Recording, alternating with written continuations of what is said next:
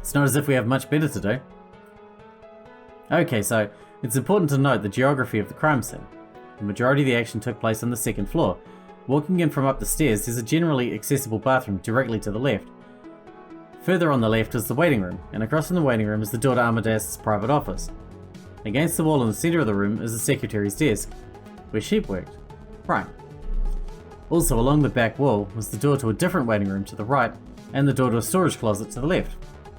If I'm remembering the scene correctly, all the doors had windows that could be seen through. That's how I was able to watch everything unfold after all. It might also be relevant to note that both guest rooms and the storage closet all had windows. Well, since all the windows were found locked from the inside, it's probably not relevant, but I still think it's worth mentioning. The windows actually had little architectural slabs which could, in theory, be stood on. Are you saying you could walk between these windows? I'm saying it would be very risky but possible to move between windows. However, the slab outside the storage closet had broken off a while ago. If the window was open, it'd be possible to maybe move from one slab to the inside of the storage closet by leaning against the wall. However, unless you're incredibly athletic like Tiger or Horse level, it'd be impossible to jump out of the storage closet window onto another slab. Since it fell off, it'd also probably be impossible to move from the slab outside the window of the waiting room area to the other one, again unless you're as athletic as Tiger or Horse. That's a lot of detail for something you claim isn't relevant to the case. My father pursued this line of reasoning a lot when looking into his defense. He thought it could be relevant. However, he was never able to work it into the case, and so it became an irrelevant detail. So okay, that's the layout. The day started with Bowen meeting with the contractor who was doing construction right outside the building. Thinking about it, that was probably Horse. Bowen's secretary, who I guess was Sheep, arrived at some point in the morning as well. Early enough to see Horse leave Bowen's office and go down the stairs. The athlete, who I guess would be Tiger, then arrived at the scene. Bowen had a policy of only meeting with people when he felt good and ready, so the secretary directed the athlete to the waiting room to the right. The next person to arrive would be the artist. That's you, right, Snake? Correct. I was commissioned to make a sculpture for Mr. Bowen. It was a hollow metal statue of a giant wallowing in despair, made from the remains of my past failed sculptures. I quite liked that piece. So if I remember right, you were carrying the statue with you at the time. Yes, that thing was bigger than me, so moving it was a real pain in the ass. You were told you could drop the statue, and then you were directed to the leftmost waiting room. Indeed, Sheep then proceeded to take my statue, almost drop it, and then move it into the storage room. Most people would start looking on their phones or reading a magazine when directed to wait, but according to you, you did no such thing. Indeed. I was deep in my thoughts that day. When I get in that state, it's almost trance-like. If I'm like that, I can be very simple-minded, forgetting even the most basic of things. So while in thought, I blankly stared out the window. Oh, but don't get me wrong, just because I wasn't paying attention doesn't mean I would have missed something. Sure. Anyway, the actor came in the building. Let me guess, Rooster? Presumably. He was also shown to the rightmost waiting room. A bit of time passes until the actor's stomach started acting up. He exited the rightmost waiting room and made for the bathroom. Correct, I saw him exiting myself. A bit after that, the secretary went downstairs to the first floor to have breakfast. Around this point was the earliest the autopsy estimated Bowen could have been killed. But that's not when he was killed, right? No. I saw the secretary leave, and I also have a direct line of view into Amadeus' office. After finally dealing with his stomach problems, the actor left the restroom and returned to the rightmost break room. So Tiger's in there though, she could have jumped between the slabs and killed him. Right? Maybe? Then the secretary returned from breakfast and sat back down at her desk. That'll line up with what you saw, Snake? Indeed.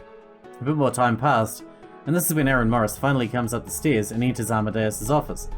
Amadeus texts him to meet in his office, and then he had something important to tell him. Importantly, Aaron was wearing a big overcoat and was carrying a suitcase. Unlike everyone else present, he had a means of concealing what would be the fatal weapon, as well as stacks of cash later found missing from Amadeus' safe. This is where Aaron's story starts getting nonsensical. He claims Amadeus remotely fired him, saying that he didn't want to be in the same room as Aaron in case Aaron got violent. According to Aaron, when he walked into the room, Aaron's laptop started to play a message for him that told him to pack up his stuff and leave. Furious, Aaron stormed out of the room and complied. This was Aaron's real mistake. He underestimated how thoroughly cyber analysts can vet this stuff. No such video or audio file was found on this laptop. No files have been deleted from the laptop for a while. The Bluetooth speaker on the laptop was connected, to which played the message. It hasn't been connected to any other device other than the laptop. Basically, there's no trace of this message Aaron talks about anywhere, and that's not nothing. Also, it's such a weird fucking lie. I mean, leaving a message in your office to fire someone? Who's ever heard of some bullshit like that? Doesn't make any sense. Maybe that was the point. Huh? Forget it. Anyway, the important point here is that he claims Amadeus wasn't in the room at this point. Or at least, not in the room in a way that Aaron could see. Say, when was the last time a reliable source saw Amadeus alive? Would that be Horse? I think Sheep might have talked to him or something. I don't remember the details on that part well enough. I'll have to learn more about it. Anyways, it was at this point that Aaron drove off back to his home. The construction worker Horse saw him leaving. He and some co-workers have been working in the area for a while after all. Some amount of cash bearing Amadeus' fingerprints would later be found in that car's glove compartment. Next, Amadeus texted Snake, asking him to bring the statue to his office. It was certainly odd. I planned on talking to the man about the piece myself. However, I knew that Amadeus liked to do things his way. I complied and went to the storage compartment. I noticed that Sheep had been kind enough to put the statue atop a piece of cardboard and leave it on a dolly. Wheeling it with the dolly made it much easier to transport the statue, although not as easy as I would have expected. You're saying that this was likely a faked text? That's the going theory. Then hold on, how would Morris have sent it? I mean, he left at this point, right? And the phone was eventually found on Bowen's body. Then what's the deal? Turned out that Bowen had an app on his phone which let him schedule texts to be sent at a later time. An analysis revealed that the app was used on that text. Well, that doesn't look good for Bowen's case. Anyway, I dropped off the statue, dolly and all, in Bowen's office. At this point, I was a little irritated about how I was being treated, so I didn't bother arranging the piece for him. I simply left the building. So at this point, your testimony ends. Coincidentally, the autopsy estimates that the latest Bowen could have been killed. Snake left. Oh, then perhaps I did this. Behave. Wait a second, couldn't he have totally done it? The secretary was gone for a good bit, right? Couldn't he have entered Bowen's office at this point? Not possible. Huh? Remember, Snake wasn't the only witness. Tiger was also there, sitting in a place where she could have seen through the door window. She might not have been focused on it all the time, but the way the building was set up, the door to Bowen's office opening would be in full view of the window. She couldn't miss it. In a sense, Snake and Tiger kept each other in check. Tiger couldn't leave the room without Snake seeing her, Snake couldn't enter the office without Tiger seeing him, and no one else could get to the office without both of them acting as a witness. A rather elegant maze of vision, wouldn't you say? A real pain in the ass, it sounds like. Anyways, after this, a little time passed. Then the actor got fed up with waiting, left the waiting room, and stormed into Amadeus' office. The secretary tried to stop him, but he pushed past her. The secretary expected to hear shouting, knowing her boss was not a man who tolerated such disrespect. However, a bit of time passed and nothing happened. Curious, the secretary looked into the room to see the actor twirling around in Bowen's chair. What, so Russo was just poking around in the victim's room alone for a bit? Ain't that suspicious? It is odd, might be worth asking about. At the time, the actor claimed he was just admiring the room. The secretary kicked him out of the room at this point, and at this point the actor left the whole building, fed up. However, at this point, the secretary got worried, not knowing where Mr. Bowen was. She tried calling his phone but got no response. If she had really listened, she might have heard the phone going off in the safe. After a bit of time, she began to worry where her employer may be. She called 911 about a person who had gone missing. Bit of an overreaction at this point, don't you think? Well, she was right to overreact. Anyway, a cop that happened to be nearby was sent to check out the place. The cop was presumably Bunny. The secretary explained the situation to the cop, and in turn, the cop began to search the area. Before too long, he decided to open a rather large and conspicuous safe in Mr. Bowen's room. Inside, he found the body of one Amadeus Bowen, stuffed in his own safe.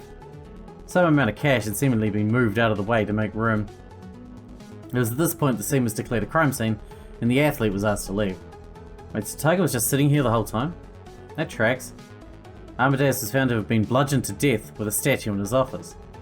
A statue that would later be found in a river nearby Aaron Morris's house. He was also strangled with a thin wire-like instrument. Coroners actually argued whether or not this was the thing that killed him, and the blow to his head was post-mortem, or simply knocked him out. So yeah, that's the case. Impressive memory, Mouse. Especially for someone not involved in the case. Yeah, you know it better than I do. Like I said, my dad talked about it quite a bit. So like, that's cool and all, but what's the point? I mean, by your own story, it's clear that Brian's dad did it, right? That would indeed be the natural conclusion. When you combine everyone's testimonies, the time of death, the money in the car, the odd story about pre-recorded message, the stolen MasterCard, it definitely looks that way. I mean, that's what I thought for the longest time. But if there's more to the story, then maybe... I was at a total loss of words. It's not like I could come up with a solution. How could I? The would have been unable to prior to this point. However, Dog clicked his tongue. You know, I think there's actually a hole in the story. What do you mean? You know when I showed everybody the knife? Yeah? Well, I was reaction testing. I'm a pretty good poker player, which means I'm pretty good at reading people. And while it was minor, when I showed off that knife, I thought I saw a tell. In Brian? I wasn't sure before if I was just imagining things or what, but recounting the story like that, with a suspect in mind? Before Dog could continue, something very strange happened. All of a sudden, heavy metal music began to blare through the room. It was coming from some speakers on the wall I hadn't paid much mind to before this point. I guess it was a system meant to play music? I tried to ask Dog what was happening, but before he answered I could barely hear. I mean, it was blaring loud. Why'd the speakers even go this loud? Dog began to walk up the stairs, heading to the door, trying to see what the hell was happening. However, he wasn't the one to open the door. The door swung open on its own, and out the door came a gloved hand holding a shotgun. Holding a shotgun right to the head of Dog. No. This wasn't good. We were about to figure out the answer. I tried to rush forwards, but the chain connected to my neck pulled me back. God damn it, Dog, why'd you need to so thoroughly imprison us when we're on the same team? It seemed as though Dog was frantically trying to convince the person of something. Although it seemed like a moot point, with the music being as loud as it was. But his face was flushed with something. Something more than just horror. There was recognition in his eyes. After a few seconds, it was clear that negotiations were not in the cards.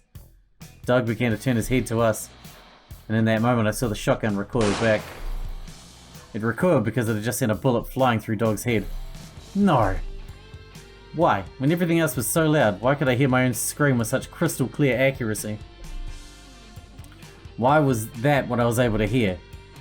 After firing the shotgun, the gloved hand, which had been holding it, retreated back behind the doorframe. Dog, on the other hand, put his 2 seconds left of life to some use.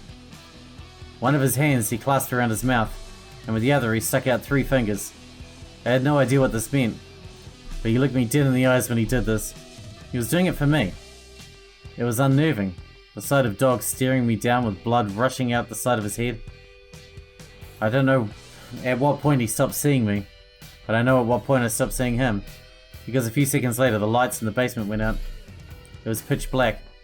At the same time the music stopped. I could very clearly hear the sound of footsteps going down the stairs. I could hear the footsteps approaching, and I could hear the sound of a shotgun being pumped. I closed my eyes, trembling and shaking, and then I couldn't hear much of anything. Hello? Is this the right place? Ah, Pig, so good of you to join us. Come have a seat, let me pour you a drink. Rooster was standing at the bar tap, acting like a bartender. Been watching Noir recently? How'd you know? Just a guess. Well, it's good to see you guys. I'm surprised we were allowed to enter this place. I thought the police would be keeping it under surveillance. We were, but it came clear pretty soon that Dog didn't plan on returning to this bar when he was on the run from the state. So if no one's here running this place, how was it all unlocked? Locks are really more of a suggestion than anything. Anyway, is that everyone? Everyone we know is still alive at any rate. Don't speak like that. I'm sure Mouse, Snake and Dragon are still alive. Unfortunately, the odds of that drop day by day. Ox? Since when did you become such a pessimist? Anyways, I didn't think Dog planned on killing those 3 when he kidnapped them. But the practicalities of keeping 3 grown adults as hostages for weeks are quite difficult. If they don't show up soon... Well, maybe this is the matter Dog wishes to speak with us about. I imagine he didn't call us here for no good reason. He's dead. Yeah, about that. Are we sure this is a good idea, meeting him like this? Shouldn't we have, I don't know, brought the cops or something? Hey, we did bring a cop. Bunny's here after all. Yeah, you got me there. Well, basically I was very strongly suggested not to contact backup. Strongly suggested? Obviously it would be ideal to contact your correct authorities. However, Dog made it pretty clear that he wouldn't be showing hide nor hair of himself if he heard about the cops poking around. As an ex-cop himself, he probably has connections that would inform him if we tried anything. At this point, I think it's best to comply. This feels unwise. Yeah, I thought we didn't negotiate with terrorists. Well, Dog should be showing up soon, right? Then we'll start getting some answers about this whole crazy incident. And we can finally wrap things up, ending things for good. Oh, we'll be bringing things to an end alright. A wave of panic shot through the room as people got flashbacks to the last time they heard a digitally altered voice. However, before anything could be done, the entire room flashed bright and filled with smoke. The group was in chaos. It was pushing, shouting, screaming. The sounds of loud electric shocks, one by one, the sounds of bodies hitting the floor echoed through the bar. The lights flickered out, and the already prone bodies were put to sleep for sure. It was a wipe. Waking up in an unfamiliar environment after being electrocuted, bound, and gagged isn't something you should feel déjà vu about. However, as my head spun, I felt just like I did when I woke up in Brian's crazy death game. As I looked around my surroundings, the similarities didn't end there.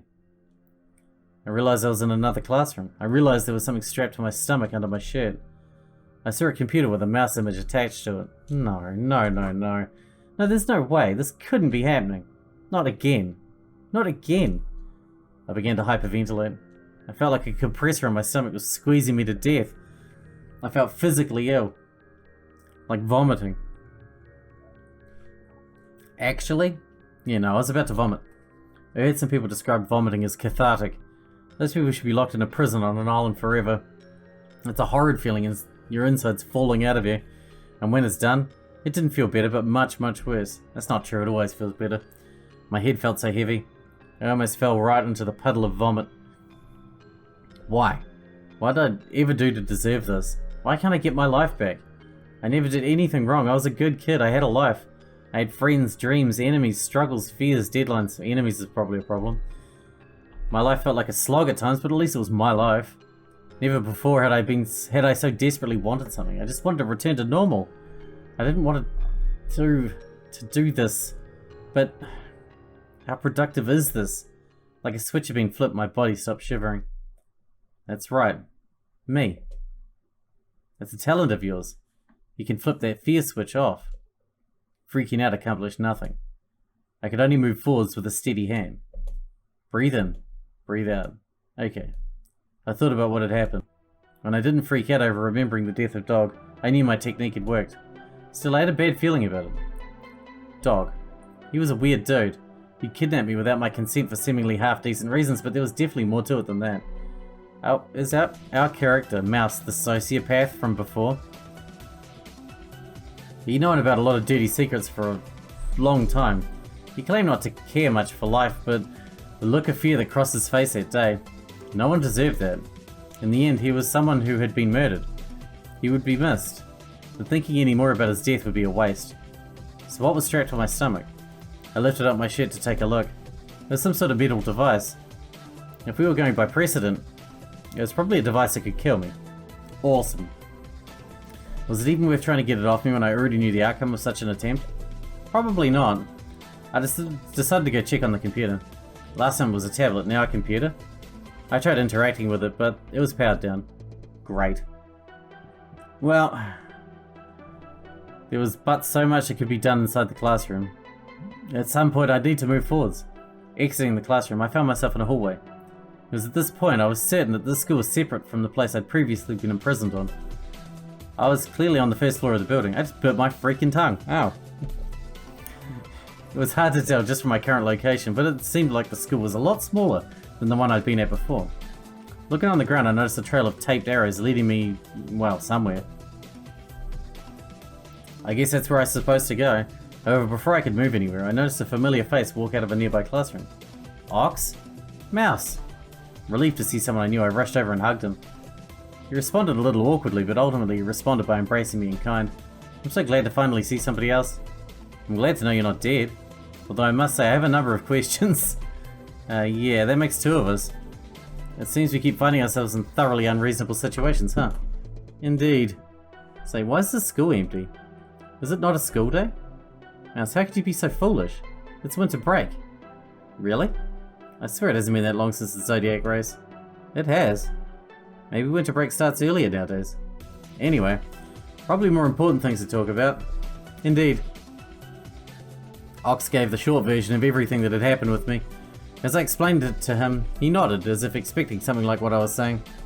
In turn, he gave a brief recap of everything that occurred on the outside since I was kidnapped. He also talked about how all the past victims had been summoned to Dog's bar, how another mysterious voice played on a speaker, and how they were all ambushed. So basically, it looks like it's starting up again. Ox took a deep sigh. That would appear to be the case, yes. To what end, I remain entirely uncertain. The supposed mastermind of the previous incident should be dead, and yet we are all here. A true mystery. At this point, I think we don't really have any choice but to roll with the punches. That's about where I'm at with things at this point. But hey, if we're going to do a repeat, you should be able to get out again, right? If we're doing a repeat, well, I admire that you're able to bounce back from being cast into hell so quickly. Pouting's not going to solve anything, right? My father used to say that the only way out when you're in the middle of a forest is through. I suppose you're correct. Very well then. I suppose these arrows are leading us to the start line again. It would stand to reason. Resigned to our fate, we followed the arrows. It took us down a long, straight, winding hallway that passed by a number of classrooms. Eventually we took a right turn, and then 2 left turns up a short staircase that brought us to a second floor. Moving a bit forwards from there, the arrows led us into a library. And in the library were 9 familiar faces. Mouse, Ox. Ah, there you two are. I was wondering when you'd join us. So, we were really all brought back. Were you expecting something else? God, this fucking blows. Anyway, I guess it's nice to see that you haven't died yet, Mouse. What about you? You can go fuck off and die anytime you want, you classist prick. Okay then. This feels oddly familiar. I don't mean that as a good thing. It's almost like all the work we did to not die the first time was for nothing. Almost. So all of us were brought back. Except for Dog, which makes sense. Actually, Pig looks sick. He was brought here, just not... I didn't need to finish your sentence. Christ, that's messed up. What's the point of transporting a corpse like that? To keep things truly thematic, I suppose. I guess. In the back of the room, Rooster was leaning against a wall looking furious. Well, it was understandable reaction, but compared to how he took things seemingly in stride last time. You okay there, Rooster? Okay? Do I look okay to you? Fuck, things were finally starting to go right again, and this bullshit starts up again? The hell is this? Dying before was one thing, but now that my star was finally starting to rise... Hey, calm down. We got through these things before, right? We can do it again. Seriously, Mouse? You told me to face reality last time, I think. Well, who's not facing reality now? We got through things last time by a fluke. A random loophole we were lucky enough to catch early on. You really think things will go that smoothly this time? That's... Before I could say anything else, a voice played over the speakers. Attention bidders. Please be silent. A very important announcement is about to begin. Anyone who disrupts said announcement shall be punished. And just like that, a projector stacked on a bookshelf turned on and began to project a bizarre video on the whiteboard. Last time we were greeted with a live feed of Brian in a mask and a hoodie. This time, however, we were shown an image of what looked like a cat burning in hell, drawn in a very crude art style. Gothic horror wouldn't be the term to describe this style. Snake would be better suited to describe it than me. Hello, dear friends. Glad to see you all back together again. I'm sure you missed each other. And I'm sure you missed the thrill of the race. I know you previously met with the Jade Emperor. He put you on trial, and you passed his gauntlet fine enough. So then, are you all free to rejoin the world? I think not. I think he was too kind on my fellow sinners. And so it falls on me, the cat, to truly put you all to the test. I'm sure you're... Suddenly Monkey spoke out. Okay, that's enough. I can't do this whole thing again. Who's behind this? Stop hiding behind these masks. I'm sure with an earnest discussion we could figure out who... All of a sudden Monkey winced in pain, clutching his stomach. That, my friends, is what you call a warning. The next person to interrupt my explanation will be silenced in a much more permanent manner. We all got the point. Very well then, I understand that you've been through a similar experience before. You all know that the device strapped around your stomach cannot be removed. You all already know that it can be used to execute any of you at my will. You already know that exiting the building before the game is finished will result in execution. Let's just get to the juicy bits, shall we? That is to say, the rules of the game you will all be facing off in. The rules of the Zodiac bid. The screen changed to an image of a wheel with the Zodiac animals all wrapped around it. First things first, I want to explain how the scoring will work in this game. It is a little complicated, and it's absolutely critical to understanding how to play, so we'll start with this. Throughout the game you may be able to collect animal cards. The thing about these cards though is that their point value is dependent on who has them. Let me explain through example. Let's say Mouse collects a mouse card. To her, it'll be worth 3 points. She also collects an ox card and a pig card. Since each of these animals is one space away from her on the wheel, these cards will be worth 2 points.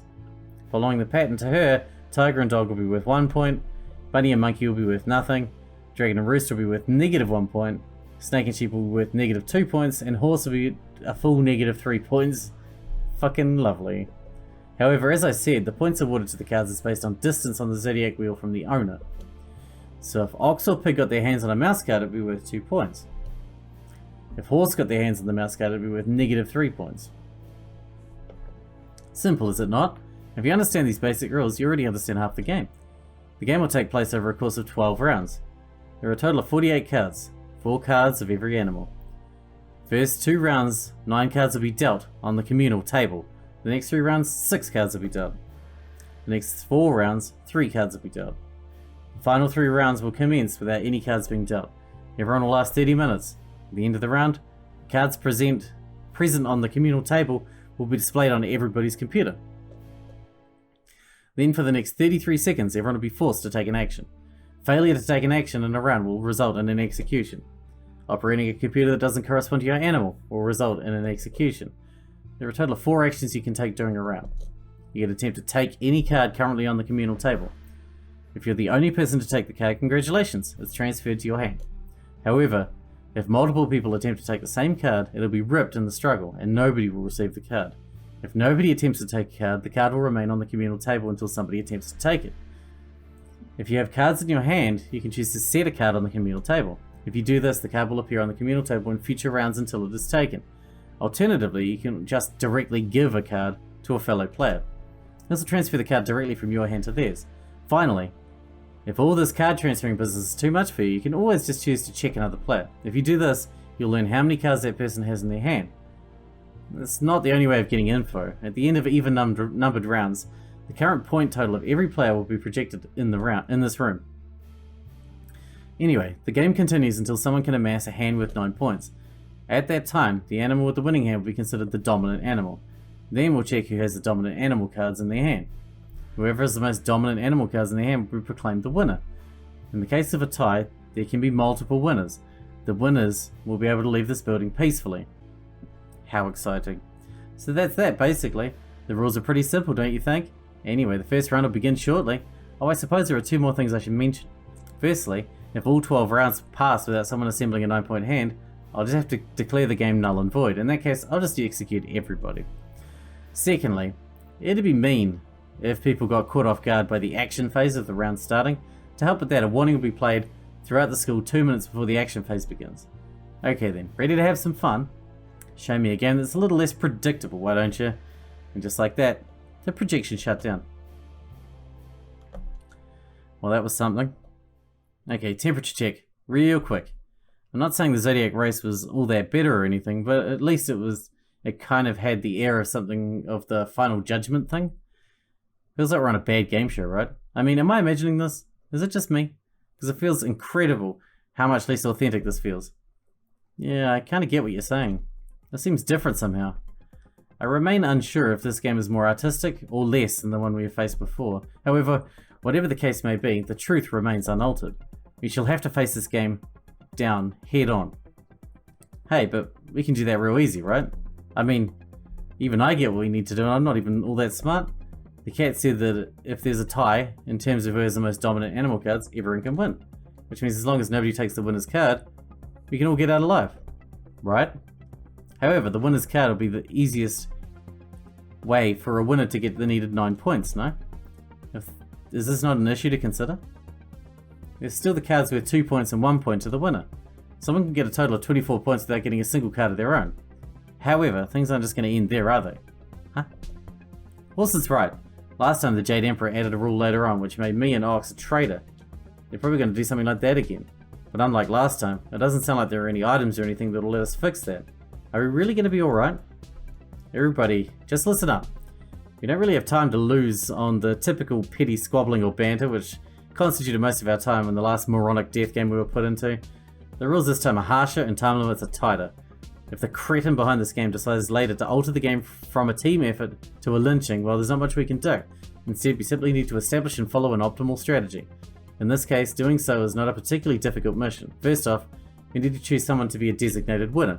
For the sake of ease, let's just say that person would be Tiger. She's like our mascot. No, let's go with her. Hell yeah. Now, the cards that will score for Tiger, other than Tiger's cards, are Mouse, Ox, Bunny, and Dragon cards. Therefore, Mouse, myself, Bunny, and Dragon will be responsible for picking up our own type of card when it appears and gifting it to Tiger. For the sake of things, Pig and Snake can also pick up their own type of card and gift it to Tiger.